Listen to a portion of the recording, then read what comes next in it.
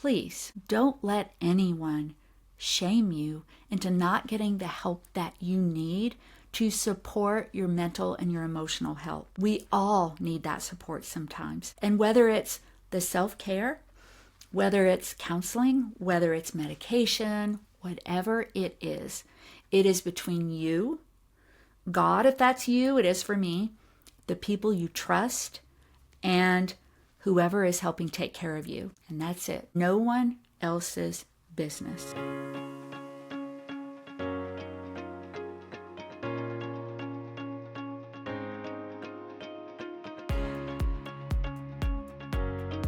Consider yourself hugged. We are Tami and Michelle, and your weekly hug starts right now. Hey friends, welcome back. You might remember that last week Michelle led a really great episode on mental health diagnoses.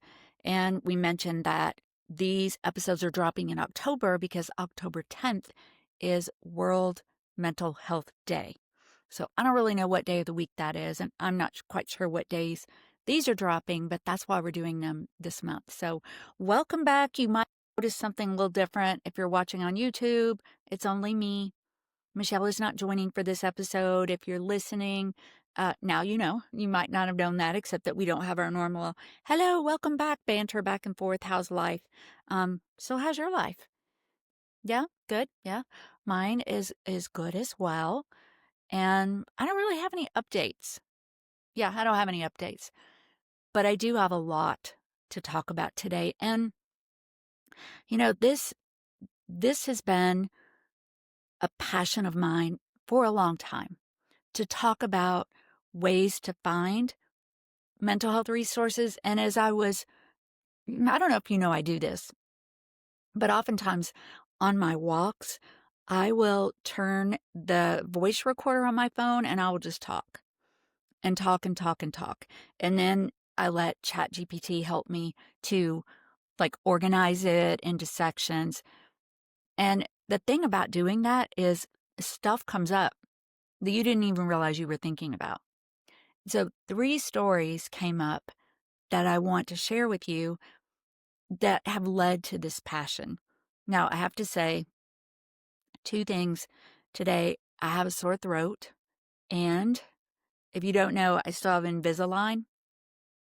Yes, at 61. And this particular upper tray is not fitting very well. So if you notice me speaking and you hear almost spitting or you see it on YouTube, and I have my Consider Yourself Hug mugged. It only has water in it, but I'm going to try to take as many drinks as I need today just to kind of keep that throat hydrated. So I figured I would get that out of the way. But these 3 stories really do present some connections that you might have. So, traveling back in time in the time machine. Some of you might know my entire history of mental health.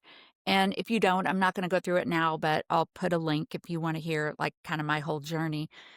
But in 1995, I spent time in a psych hospital. But let's back up just a little bit.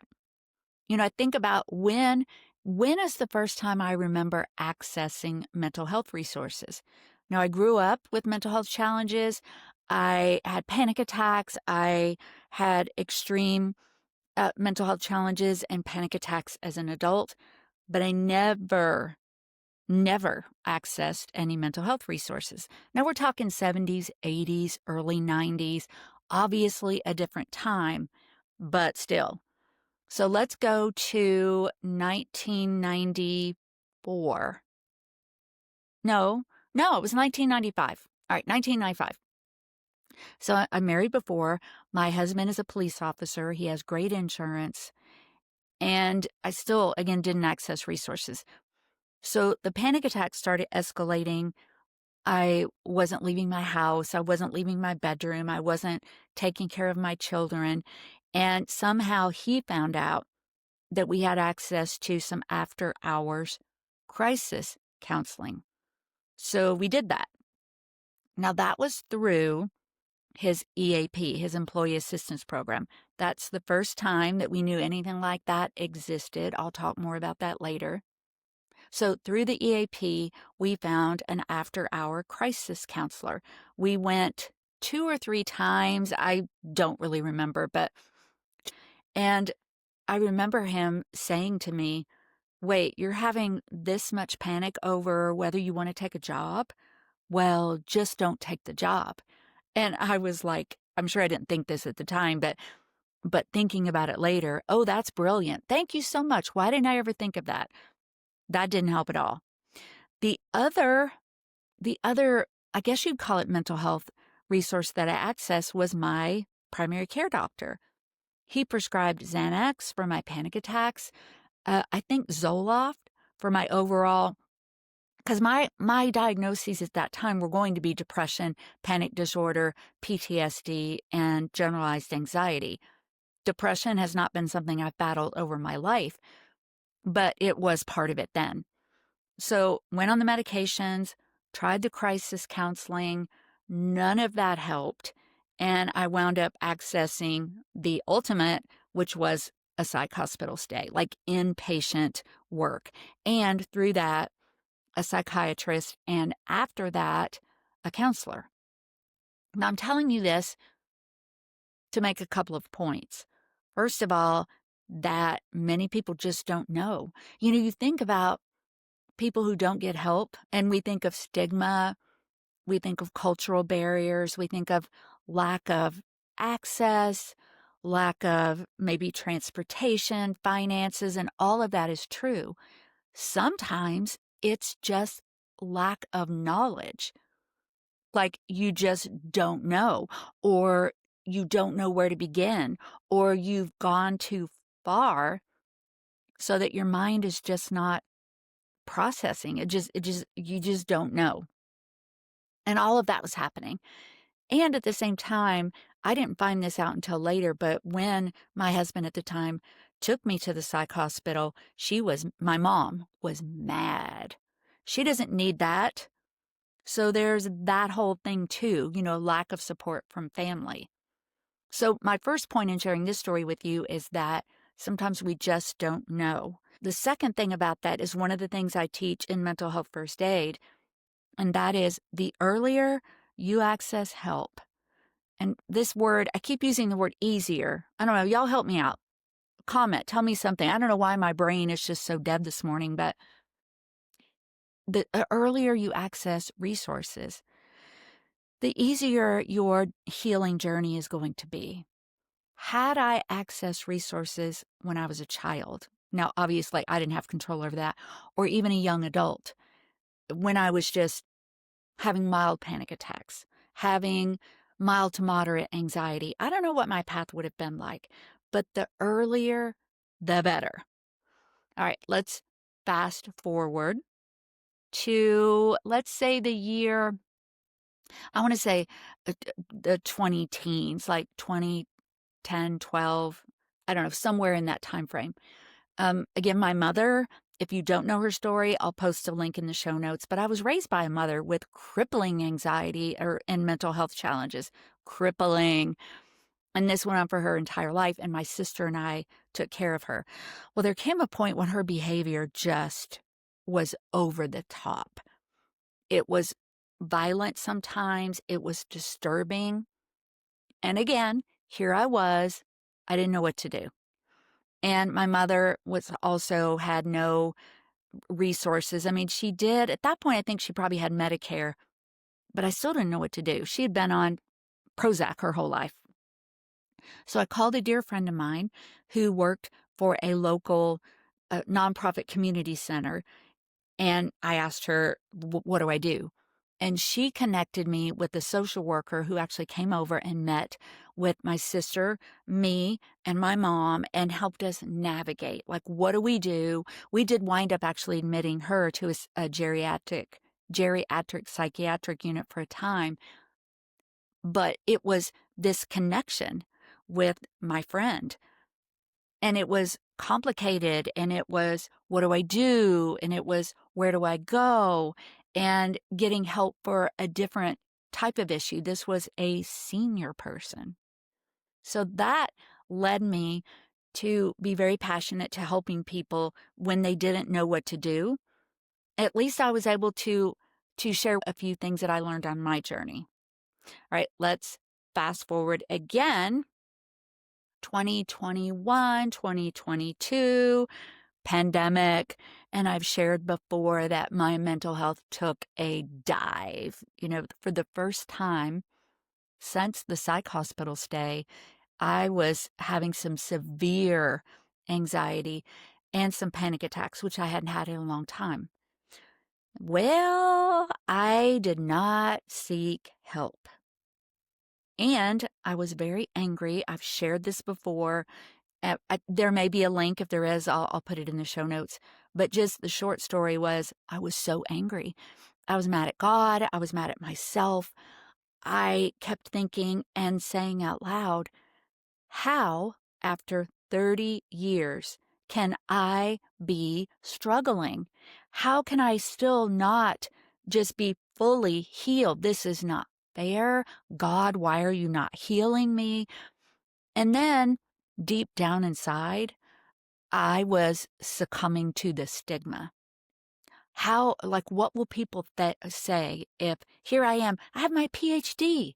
I speak about this all over the world. I research, I write, I practice, I learn. How in the world, what will people think about me? And I just didn't get help. So Michelle, I was telling her this one day, and she used a phrase. No, she didn't use a phrase. She worded something. She said, gave me some advice, and I'm going to put it into a phrase that we use in mental health first aid.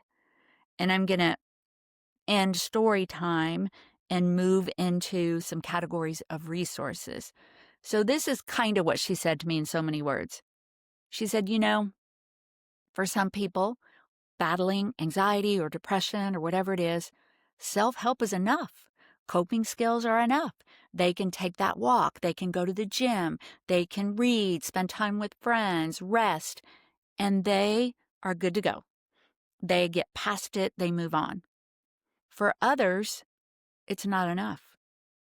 For you and me, for example, we have the genetics, we have the history, and sometimes self-help is not enough. And they need more. Like you need more right now. You probably need more. And there's so much help out there. For you, it's important to figure out how much help do you need? What do you need? And I'm here to support you. And that's kind of what she said, not in those words, but the phrase, the mental health phrase that I'm saying to you is for some, for others, for you. For some people, all the things that we teach in this podcast, all of them, positive psychology, neuro-linguistic programming, all of it are going to help you. And you'll be good. You'll move on. You might need the occasional reminder. For others, it's not enough. And sometimes it's not enough forever. And sometimes it's not enough for a season. And you need more. And there's so much help out there. So for you, it's important to figure out what is going to help you have the best mental health you can. And don't let anyone shame you into not doing that. Now, when I talk about help, and I'm going to put a very organized document in the show notes. I am going to make a quick disclaimer. Now, the disclaimer is always in the show notes. It's always in the YouTube description. Wherever you're watching or listening, it's there. But I want to say it out loud this time. My PhD is in research. It's not in counseling. And even if it was, I couldn't just talk to a camera here and record something and say, here's what you need to do. So this is not intended to be counseling, to give you advice, to replace therapy. It's none of that. It is simply going to be an organized list of resources. What I want you to do is broaden your thinking as to what's available for you. And also to remember the earlier, the better. Accessing whatever you need earlier is going to help you down the road. So I want to organize this into multiple categories. Before I do that, I want to organize like who are people that can help, and what are programs that can help. And I want you to think of that in two terms. So people, professionals who can help you, it could be your medical doctor, it could be your primary care, it could be a psychiatric nurse practitioner or a nurse practitioner or a physician's assistant, medically trained, like, so I'm saying MDs, nurses, PAs. These would be people who could prescribe if medication was a route that you wanted to take.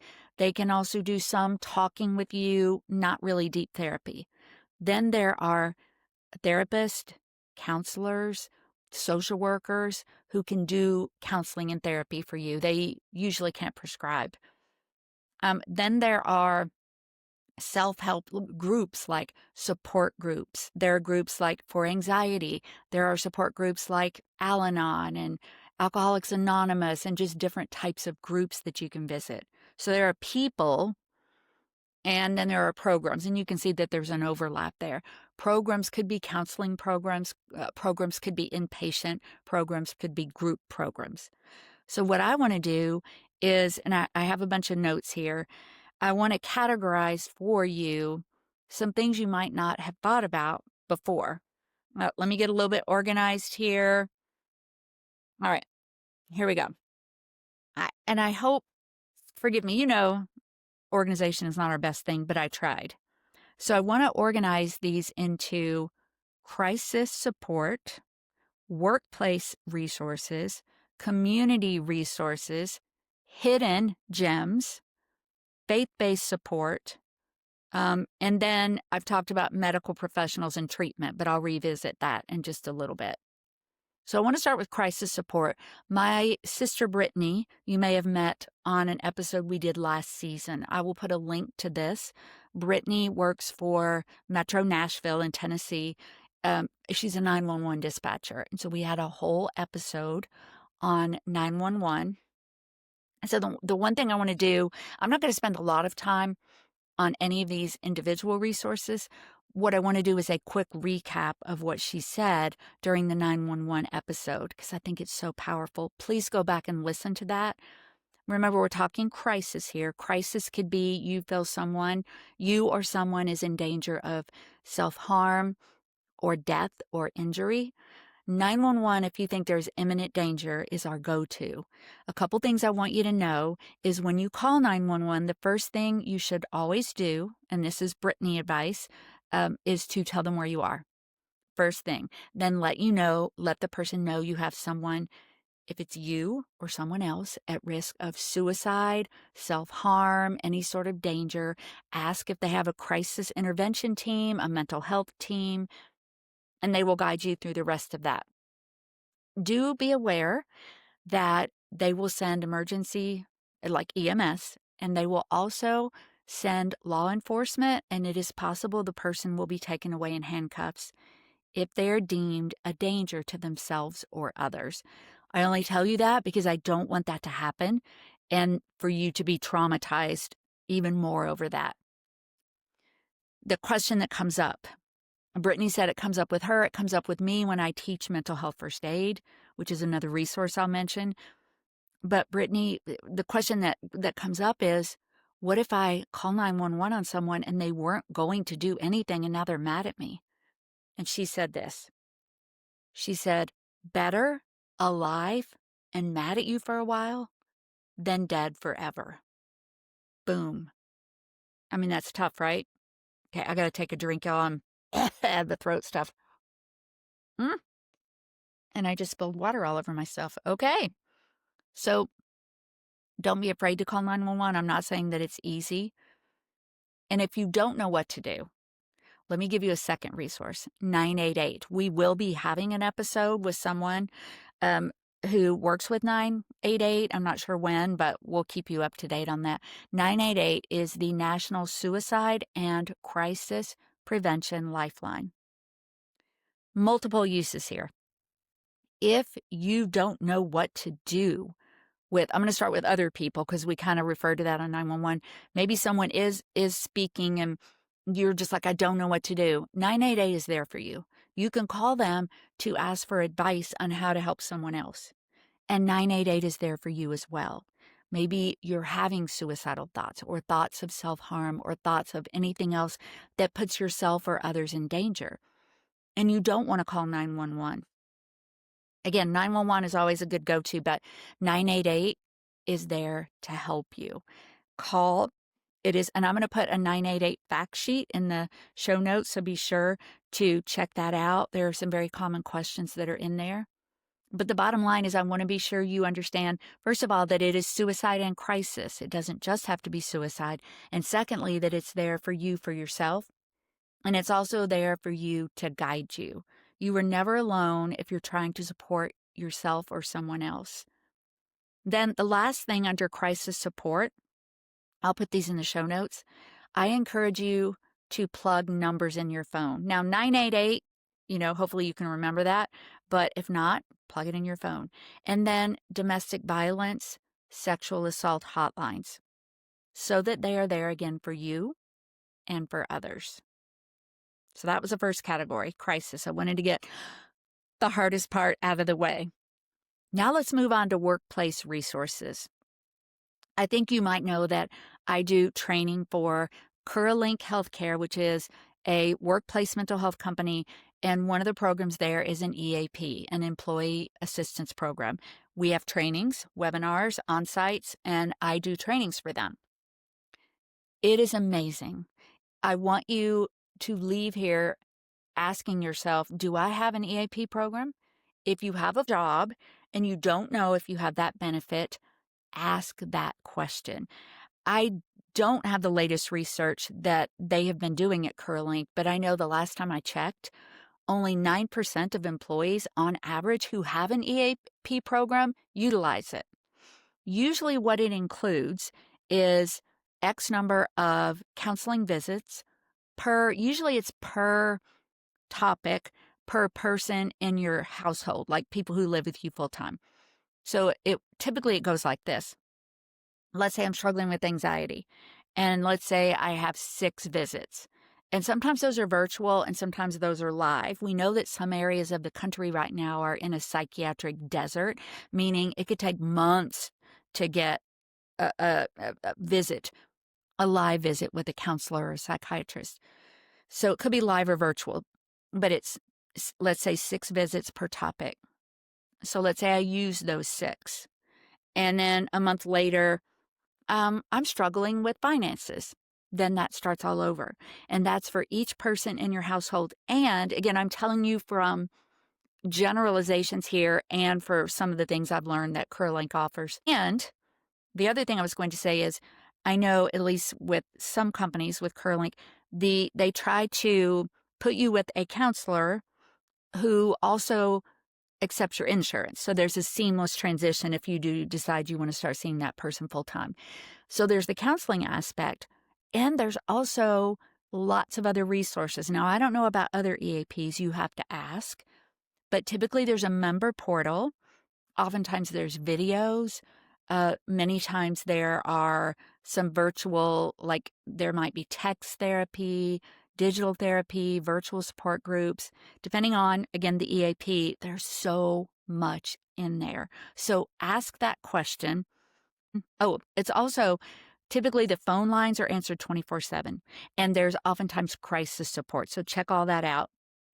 Also ask at your workplace. Sometimes there are on-site clinics you may not know about. Michelle and I were speaking at a school district a few months ago, and they don't have an EAP, but they have an on-site clinic.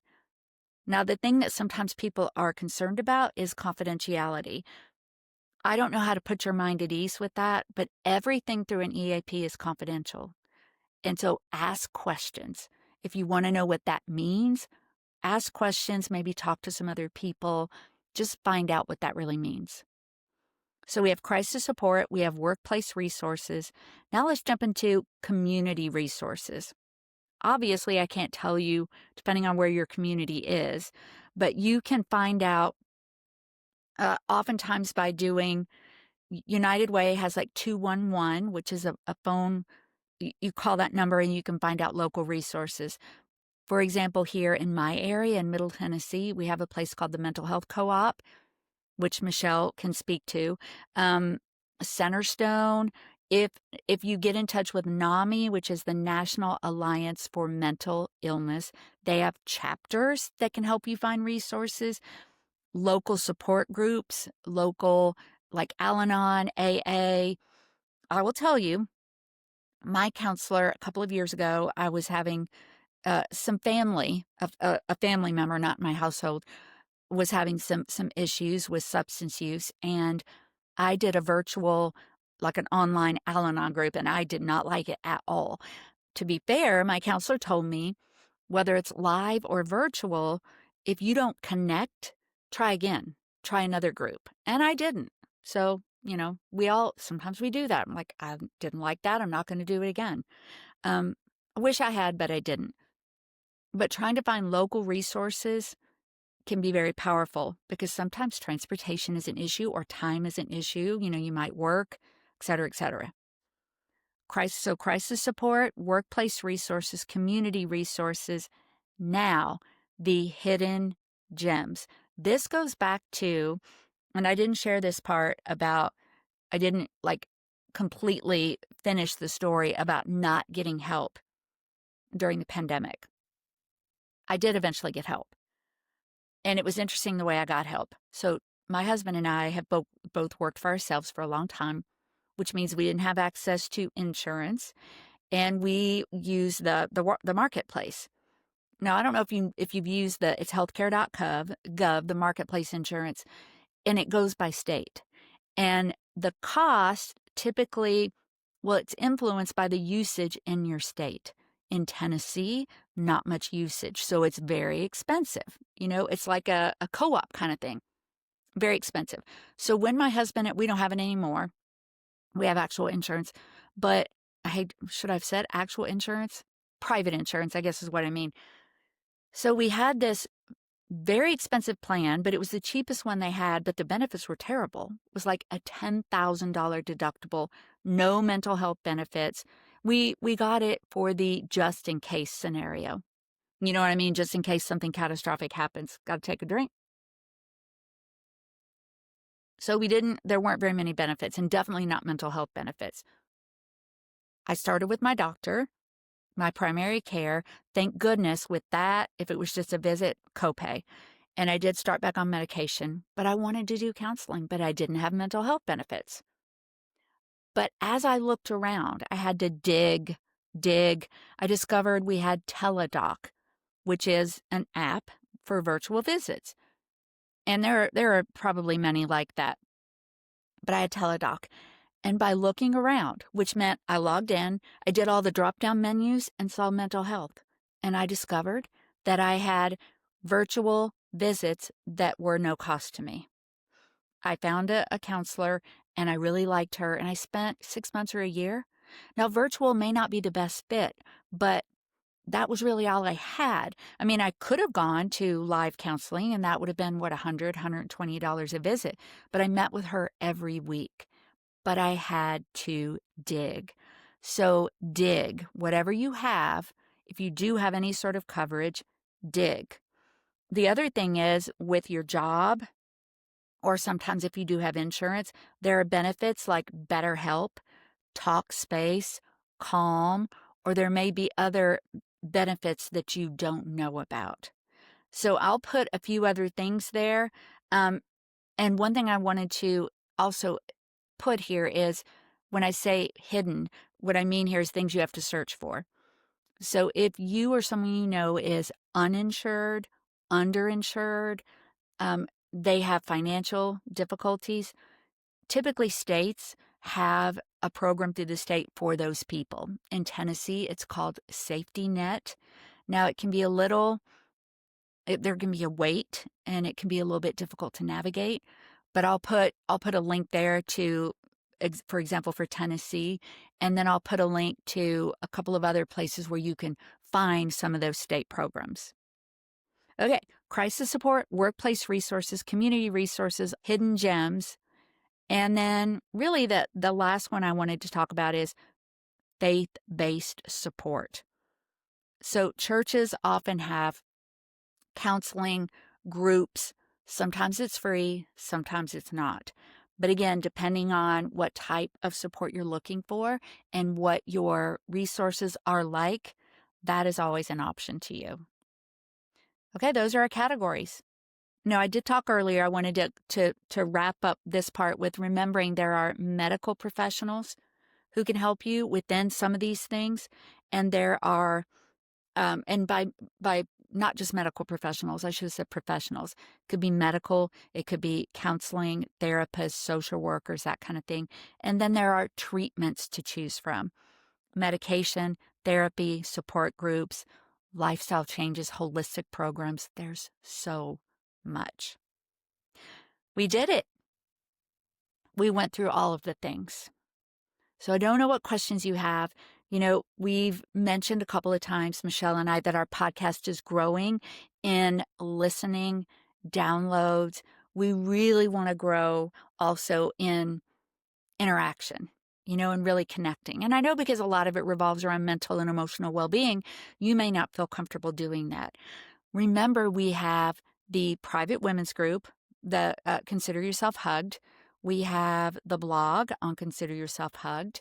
We have we have the podcast platforms that allow you to put comments. You can email us directly. We really would love to hear from you and know what's helping. What would you like to see more of? What ideas do you have? Oh, we have TikTok. We have Instagram. We have all the things now. You know, we act like we're just out there being youngsters. So please stay in touch, comment, share, download. We would love some reviews on Apple Podcasts, Spotify, wherever you listen. And I want to end up with this. Please don't let anyone shame you into not getting the help that you need to support your mental and your emotional health. We all need that support sometimes. And whether it's the self-care, whether it's counseling, whether it's medication, whatever it is between you, God, if that's you, it is for me, the people you trust, and whoever is helping take care of you. That's it. It is no one else's business. And remember that the earlier that you access help, the easier your journey might be. Seeking help is not a weakness.